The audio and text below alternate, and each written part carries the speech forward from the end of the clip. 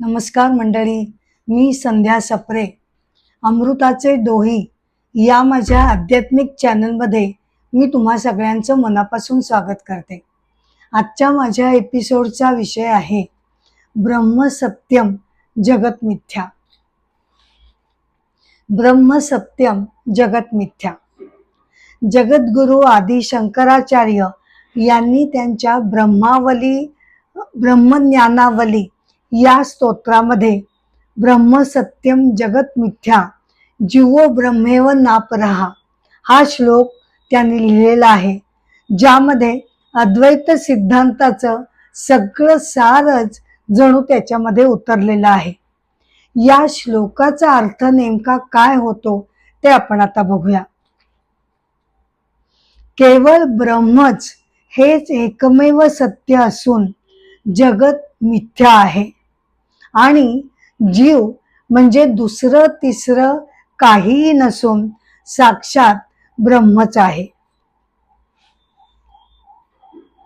या विश्वामध्ये एकमेव शुद्ध सत्यता ही केवळ आणि केवळ परब्रह्माचीच आहे. ते परब्रह्म म्हणजेच ऊर्जा तत्व, म्हणजेच आत्मतत्व, म्हणजेच जगताचं मूळ चैतन्य तत्व होय. ते कसं आहे? ते अज आहे म्हणजे जन्म नाही, आरंभ नाही म्हणून अंत नाही. ते अविनाशी आहे, चिरंतन आहे आणि अविकारी असं ते जगताला तोलून धरणारं ऊर्जा तत्व आहे. आणि याच्या उलट जगत मिथ्या आहे म्हणजे असं की आपण सर्वजण जरी हे जगत प्रत्यक्षात बरं का, आपण सगळेजण हे जगत जरी अगदी प्रत्यक्षात अनुभवत असलो, सगळेजण ते बघत असलो, तरी सुद्धा हे जगत कसं आहे तर ते विनाशी आहे, नष्ट पावणार आहे, बदलणार आहे आणि क्षणभंगुर आहे. मिथ्या म्हणजे त्याचा अर्थ ते खोटं नाही, मिथ्याचा अर्थ खोटं असा घ्यायचा नाही. तर मिथ्या हा शब्द जगताला अशा पद्धतीनं किंवा अशा अर्थानं तो लावला गेलाय की ज्यामुळे जगतातील अशा अर्थानं तो लावला गेलेला आहे की जगत हे विनाशी आहे आणि ते भंग पावणार आहे, सतत ते बदलणार आहे.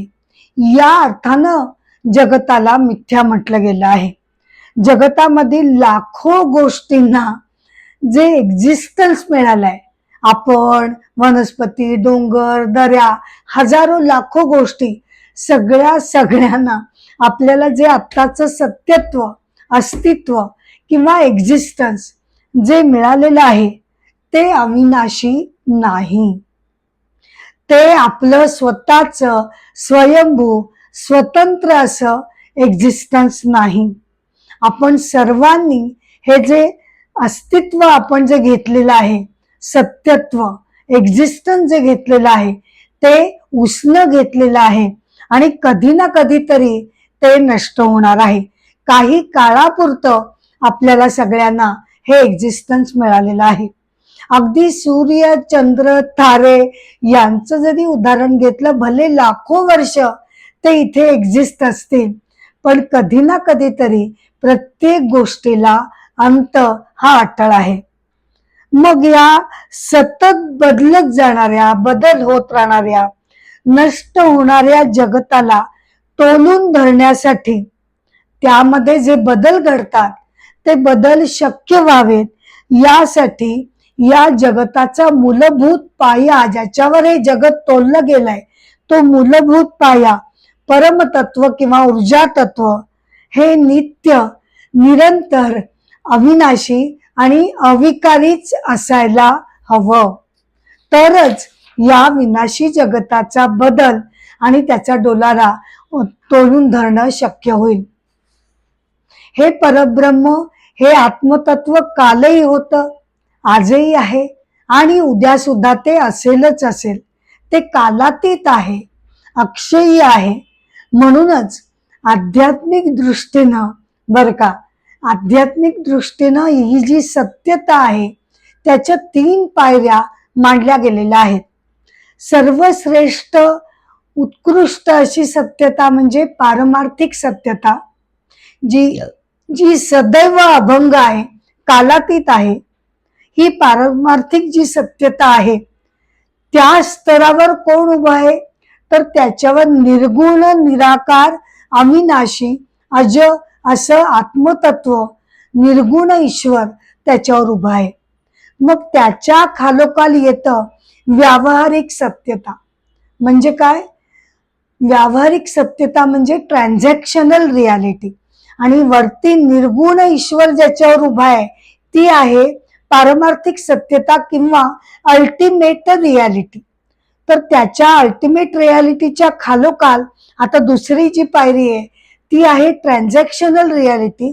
आणि त्याच्यावर कोण कोण आहेत उभे, तर त्याच्यावर जीव आहे, जगत आहे आणि सगुण ईश्वर आहे. असे तिघ जण या खालच्या पायरीवर उभे आहेत.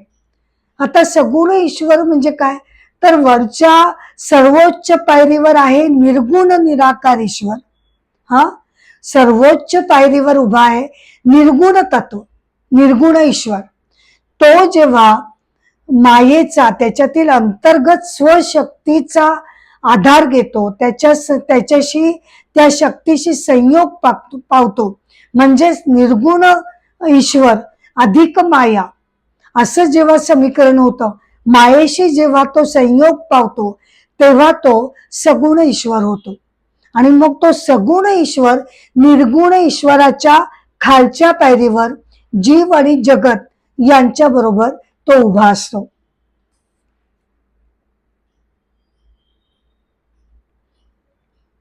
तिसरी सत्यतेची जी पायरी आहे ती त्याला म्हटलं जातं प्रातिभासिक सत्यता. म्हणजे स्वप्न, भ्रम वगैरे या गोष्टी या सर्वात खालच्या पातळीवर त्या येतात. साहजिकच जे जगत क्षण बदलणारं आहे, विनाशी आहे, त्याला आपण सर्वश्रेष्ठ सत्यतेचा दर्जा देऊ शकत नाही. म्हणून सर्वश्रेष्ठ पारमार्थिक सत्यतेची तुलना करताना जेव्हा ती तुलना आपण करतो ना, तेव्हा हे जगत त्याच्या दृष्टीनं खालच्या पायरीवर असल्यामुळे ते मिथ्या ठरतं. मिथ्या म्हणजे परत एकदा सांगते, मिथ्या म्हणजे खोटं नाही, तर ते बदलणारं आहे आणि विनाशी आहे. आचार्य किंवा अद्वैत वेदांत काय, ही जगताची आपली जी सत्यता आहे ती अजिबात नाकारत नाहीत.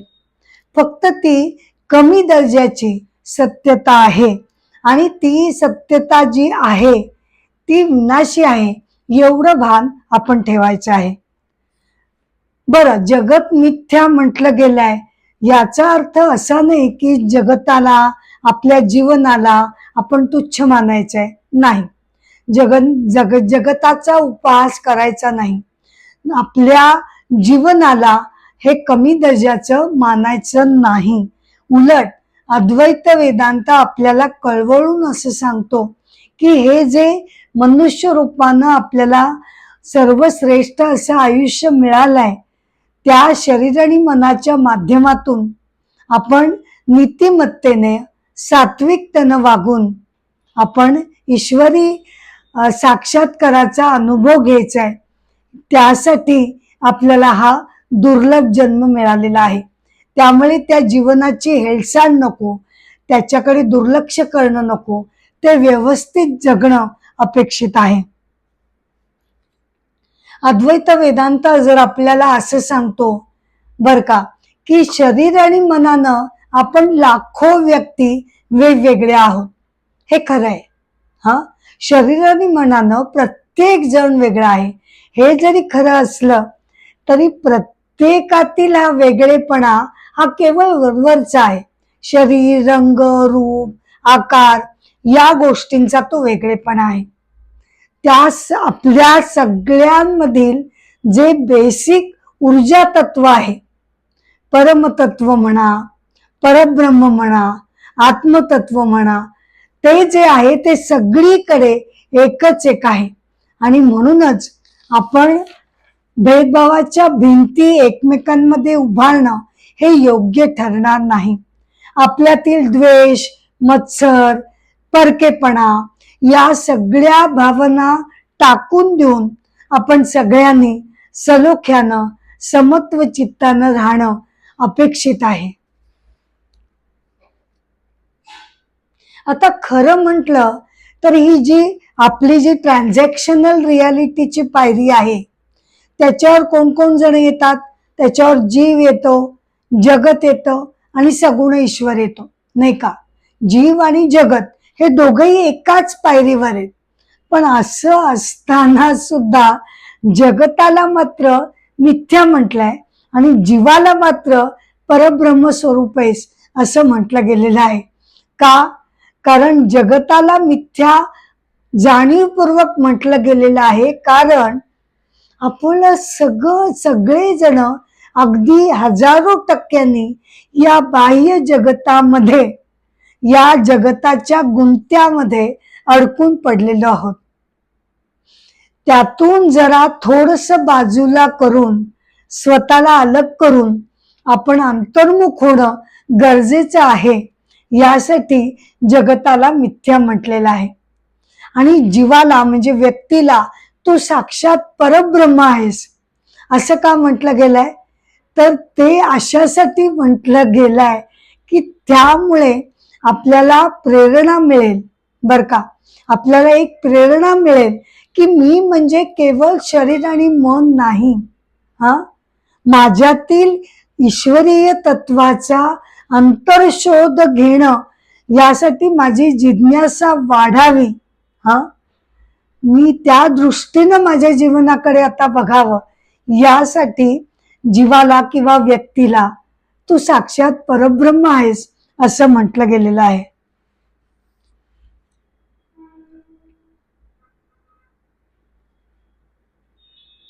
आणि आणखीन एक महत्वाची गोष्ट म्हणजे आपण प्रत्येक व्यक्ती ही केवळ शरीर आणि मन नसून आपलं खरं स्वस्वरूप हे त्यातील दडलेलं ईश्वरीय ऊर्जा तत्व आहे. हे ओळखणं, त्याची अनुभूती घेणं आणि आयुष्य सार्थकी लावणं ही आपली इति कर्तव्यता आहे. ते ईश्वरीय तत्व आहे म्हणून आपलं शरीर आणि मनाला त्यानं ऊर्जा मिळते. आपल्यातला जो जिवंतपणा आहे, रसरशीतपणा आहे, कॉन्शियसनेस जो आहे, तो केवळ आणि केवळ ईश्वरीय तत्व आपल्यात असल्यामुळे हे आपल्याला सगळं मिळू शकतं. आता या आत्मसाक्षात्कारासाठी उपासना, प्रार्थना, भक्ती मार्ग, ध्यान मार्ग वगैरे अनेक मार्ग आहेतच. पण मला असंही सांगावंसे वाटतं की आपण शुद्ध, निर्मळ आणि पवित्र सात्विक मनानं जीवन जगणं म्हणजे सुद्धा आत्मसाक्षात्कारासाठी उचललेलं एक मोठं पाऊल आहे. आपल्या माणसांमधील ज्या परकेपणाच्या, द्वेषाच्या, रागाच्या भिंती उभारल्या गेलेल्या आहेत, त्या भिंती तोडून टाकून देऊन द्वेष, मत्सर सर्व भावनांचा त्याग करून सगळ्यांनी एकमेकांशी सलोख्यानं वागणं म्हणजे आपल्यातील ईश्वरीय तत्वाचा पुनर्शोध घेण्यासारखा आहे. चला तर मग आचार्यांनी म्हटल्याप्रमाणे एक व्यक्ती म्हणून आपला जीवन प्रवास जो आपला चालू आहे, तो करतानाच अवघं आयुष्य आपण या ईश्वरीय तत्वामध्ये रंगून टाकूया, मिसळून टाकूया आणि आपल्या आयुष्याची आपण सार्थकता करूया. हा आहे ब्रह्मसत्य जगत मिथ्या या अत्यंत अर्थपूर्ण श्लोकाचा अर्थ. माझा एपिसोड आता मी इथे थांबवते खरी, पण असे अनेक एपिसोड घेऊन मी तुमच्या भेटीला येतच राहणार आहे. एपिसोडची सांगता करण्यापूर्वी तुम्हाला सगळ्यांना मी नम्रपणे विनंती करते की यूट्यूबवरील अमृताचे डोही या माझ्या आध्यात्मिक चॅनलला तुम्ही कृपया शेअर करावं, सबस्क्राईब करावं आणि लाईक करावं, ही माझी नम्र विनंती आहे. नमस्कार.